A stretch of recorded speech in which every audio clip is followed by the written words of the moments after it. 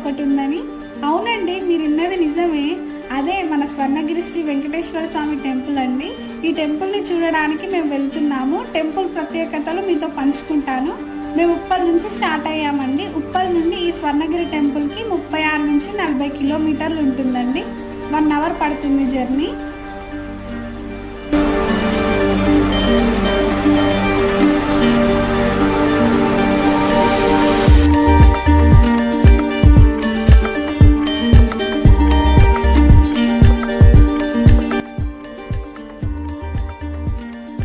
అదిగో కనిపిస్తుంది కదండి, అదేనండి మన తెలంగాణ తిరుపతి.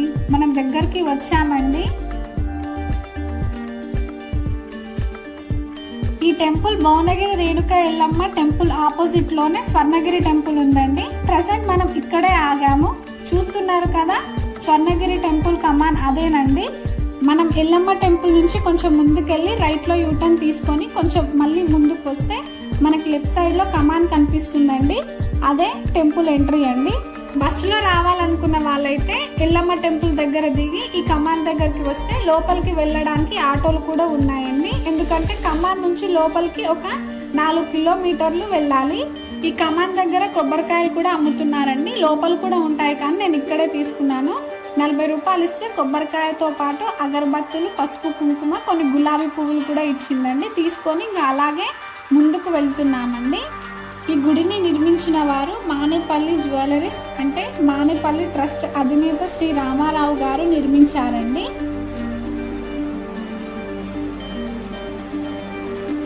ఇలాగే పైకి వెళ్ళాలండి. చూస్తున్నారు కదా, పైకి వచ్చేసాము. ఇక్కడే కాసేపు ఆగాము. ఇక్కడ వ్యూ కూడా చాలా బాగుందండి. మనకి లెఫ్ట్ సైడ్ లో భువనగిరి ఫోర్ట్ కూడా కనిపిస్తుంది. ఇక్కడ మనం ఫొటోస్ కూడా దిగొచ్చు. చుట్టూ పొలాలు, మంచి వాతావరణం, ప్రశాంతంగా ఉందండి. మనం ఇక్కడ నుంచి రైట్ సైడ్ అలాగే కిందికి వెళ్ళాలి. ఇక్కడ నుంచి టెంపుల్ మొత్తం కనిపిస్తుందండి. చూడ్డానికి టెంపుల్ చాలా బాగుంది.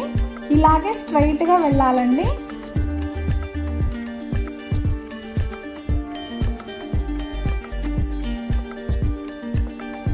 చూస్తున్నారు కదా, టెంపుల్ దగ్గరికి వచ్చేసాము.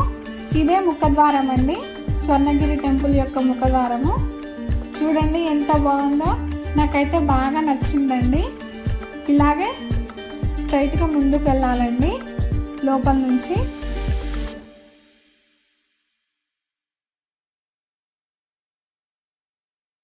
చూస్తున్నారు కదండి, లోపల జెండాలు అంతా చాలా ప్రశాంతంగా అనిపిస్తుంది. ఇలా స్ట్రైట్ గా వెళ్ళగానే రైట్ సైడ్ మనకి కార్స్ పార్కింగ్ ప్లేస్ కనిపిస్తుంది. అలాగే లెఫ్ట్ సైడ్ అయితే బైక్స్ పార్కింగ్ ప్లేస్ కనిపిస్తుందండి. ఇక్కడ బైక్స్ ని పార్కింగ్ చేసుకోవచ్చు. పార్కింగ్ ఫీజు అయితే ఏం లేదు. మేము బైక్ పార్క్ చేసి ముందుకు వెళ్తున్నాము. మనకి స్టార్టింగ్ లోనే బ్రహ్మరథం కనిపిస్తుందండి. చూడడానికి చాలా ఆకర్షణీయంగా ముందుగానే దర్శనమిస్తుంది. అలాగే ముందుకు వెళ్ళగానే స్వామివారి పాదాలు దర్శనమిస్తాయి.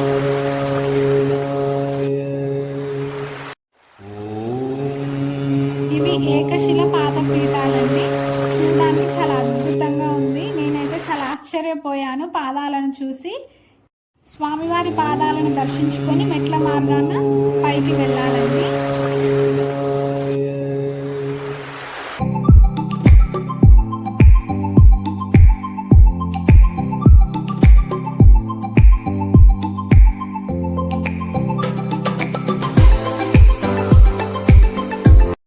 ఈ మెట్లు దాదాపు 100కి పైనే ఉన్నాయి. ఇవి ఎక్కడానికి కూడా చాలా సౌకర్యంగా ఉన్నాయండి. పెద్ద వయసు వాళ్ళు కూడా చాలా ఈజీగా ఎక్కుతారు. ఎందుకంటే మెట్ల మధ్య విడుతు ఎక్కువగా ఉంది. అలసిపోయినట్టు కూడా అనిపించదండి.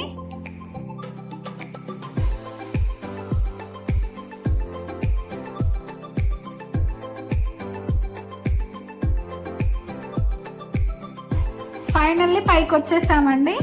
ఇక్కడ లెఫ్ట్ సైడ్ లో తాగడానికి మంచినీళ్ళు కూడా ఏర్పాటు చేశారు. అలాగే కాళ్ళు చేతులు వాష్ చేసుకోవడానికి ట్యాప్స్ కూడా అరేంజ్ చేశారండి. ఇక్కడే కాళ్ళు చేతులు కడుక్కొని లోపలికి వెళ్ళాలి.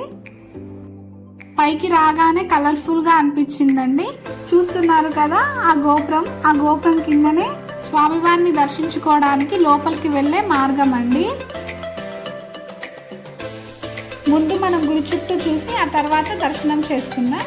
దర్శనానికి వెళ్ళే రైట్ సైడ్లో టికెట్ కౌంటర్స్ ఉంటాయండి. ఇక్కడ మనం ఫోన్స్ ఇచ్చేసి టోకెన్ తీసుకోవాలి. ఫోన్స్ గర్భగుడిలోకి నాట్ అలౌడ్ అండి. దర్శనానికి వెళ్ళే ముందు ఇక్కడ ఫోన్స్ ఇచ్చేసి వెళ్ళాలి. ఇక్కడే పులిహోర లడ్డు కౌంటర్స్ కూడా ఉన్నాయండి. అలాగే కొంచెం ముందుకు వెళ్తే అక్కడ స్వామివారి వ్రతం కూడా ఉందండి. చాలా బాగుంది, చూస్తున్నారు కదా.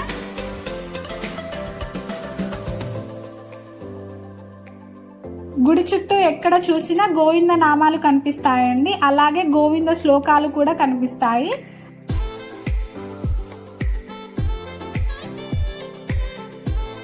ఇలా కొంచెం ముందుకు వెళ్ళగానే భవనం ఉంటుందండి. ఈ భవనంలోనే అన్నదాన కార్యక్రమాలు అలాగే గుడి స్టాఫ్ మెంబర్స్ కూడా ఉంటారు.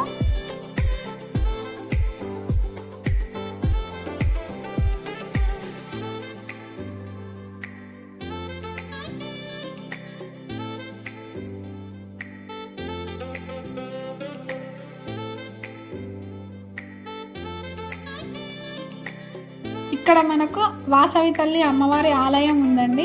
ఖచ్చితంగా దర్శించుకోండి. అమ్మవారి పక్కనే నెమలి విగ్రహాలు, ఇంకా ఏనుగు, ఆవు దూడ విగ్రహాలు కూడా ఉన్నాయి. ఇవి చాలా ఆకర్షణీయంగా చూడడానికి చాలా బాగున్నాయి. ఇక్కడ మనం ఫొటోస్ కూడా దిగొచ్చు. చూస్తున్నారు కదండి ఎంత ప్రశాంతంగా ఉందో. ఇదంతా టెంపుల్ వెనక భాగం అండి. ఇక్కడ వ్యూ అయితే చాలా బాగుంది. మనసంతా ప్రశాంతంగా అనిపిస్తుంది. తప్పకుండా అందరు దర్శించుకోండి. ఈ టెంపుల్ మొత్తం 22 ఎకరాలలో నిర్మించారండి. చాలా బాగా కట్టారు. అన్ని రకాల వసతులు ఉన్నాయి. వీకెండ్స్లో ప్లాన్ చేసుకొని వచ్చి దర్శించుకోండి.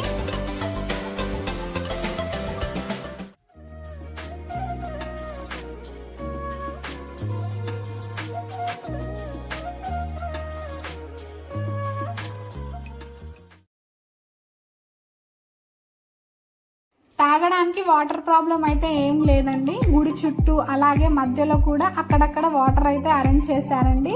కూల్ వాటర్, మినరల్ వాటరే అండి.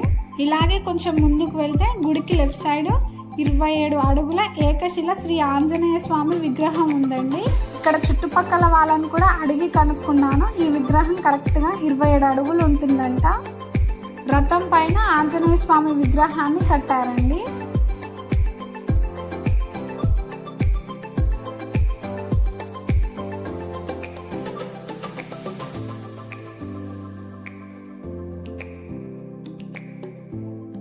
ఆంజనేయ స్వామి విగ్రహం పక్కనే ఒక పెద్ద గంట ఉంది. ఆ గంట వచ్చేసి 1.5 టన్నులు ఉంటుందండి. ఇది కంచు గంట. ఈ గంటతోటి గంట కొడితే టెంపుల్ అంతా వినిపిస్తుందండి. సౌండ్ చాలా పెద్దగా వస్తుంది. చూస్తున్నారు కదా, పబ్లిక్ కూడా చాలా మంది ఉన్నారు. ఇక్కడ ఒక వీల్ పైన నించొని మన ఫోన్తోనే 360 డిగ్రీస్లో గుడి అంతా వీడియో తీసుకోవచ్చండి. ఇక్కడ ఆ ఫెసిలిటీ కూడా ఉంది. మీరు ట్రై చేయండి ఒకసారి ఇక్కడికి వస్తే. ఇంకా ఇక్కడ మెడికల్ రూమ్స్ అలాగే టాయిలెట్స్ కూడా ఉన్నాయండి.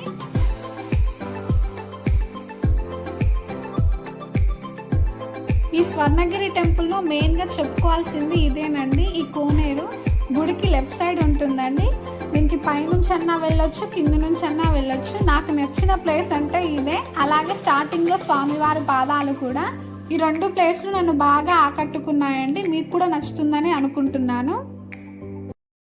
ఈ కోనేరు చూడడానికి పైనుంచి వెళ్ళొచ్చు, కింద నుంచి వెళ్ళొచ్చు అండి. మీకు చూపించడానికి నేను పైనుంచి చూపిస్తున్నాను. చూస్తున్నారా, కోనేరులో స్వయంగా స్వామివారే నిద్రిస్తున్నట్టు కనిపిస్తుందండి. నేను చూడగానే చాలా ఆశ్చర్యపోయానండి. నాకైతే అనంత పద్మనాభ స్వామి గుడే గుర్తొచ్చింది ఈ విగ్రహాన్ని చూస్తే.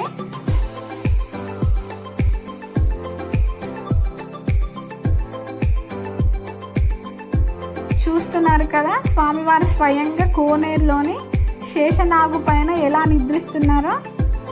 ఈ దృశ్యాన్ని మీరు డైరెక్ట్గా వచ్చి చూడండి, చాలా హ్యాపీగా ఫీల్ అవుతారు. ఇక్కడ నుంచి బయటికి చూస్తే వ్యూ చాలా బాగుందండి. నాకైతే చాలా పీస్గా అనిపిస్తుంది. ఖచ్చితంగా మీరు కూడా ఈ అనుభూతిని పొందండి.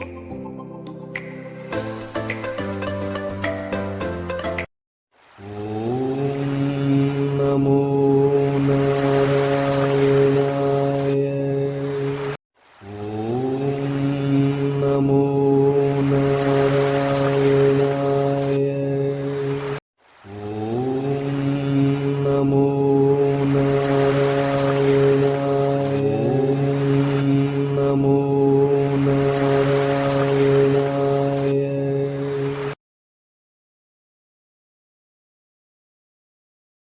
కోనేరు నుంచి పైకి వచ్చేసామండి. నేను దర్శనానికి వెళ్ళొచ్చి కొబ్బరికాయలు కొట్టానండి. గర్భగుడి లోపలికి వెళ్ళే రైట్ సైడ్ లోనే కొబ్బరికాయలు కొట్టే ప్లేస్ ఉంటుంది, అక్కడే కొబ్బరికాయలు కొట్టాలి. లోపల ఫోన్ అలో లేకుండే అండి, అందుకు లోపల వీడియో తీయలేదు. లోపల కూడా చాలా బాగుందండి. వెంకటేశ్వర స్వామితో పాటు పద్మావతి మందిరం, ఆండాలమ్మ మందిరం, ఆండాలమ్మ ముక్కుపుడికైతే నాకు చాలా బాగా నచ్చింది. రామానుజుడి మందిరం, అలాగే గరుత్మంతుడి మందిరం, అద్దాల మండపం కూడా ఉందండి. చాలా బాగున్నాయి అక్కడ. నేను గర్భగుడిలోకి వెళ్ళగానే నాకు నిజంగానే దైవ దర్శనం అయినట్టు అనిపించింది. లోపల ఇంకా నరసింహస్వామి మందిరం కూడా ఉంది. ఇంకా వెంకటేశ్వర స్వామి గురించి చెప్పనవసరం లేదండి, నేరుగా మీరు చూస్తే చాలా ఆశ్చర్యపోతారు. నేనైతే ఈ టెంపుల్ చూస్తూ బాగా ఎంజాయ్ చేశానండి. మీరు కూడా వీకెండ్స్ ఉన్నప్పుడు ప్లాన్ చేసుకొని ఒకసారి వచ్చి దర్శించుకొని వెళ్ళండి, మనసు చాలా పీస్గా ఉంటుంది. వీడియో నచ్చితే ఖచ్చితంగా లైక్ చేయండి. మీలో ఎంతమంది ఈ టెంపుల్ని విజిట్ చేశారో కూడా కామెంట్ చేయండి. అలాగే మీకు ఏమైనా డౌట్స్ ఉంటే కూడా కామెంట్ చేయండి. కొత్తగా మన ఛానల్ని విజిట్ చేసిన వాళ్ళు ఉంటే సబ్స్క్రైబ్ కూడా చేసుకోండి.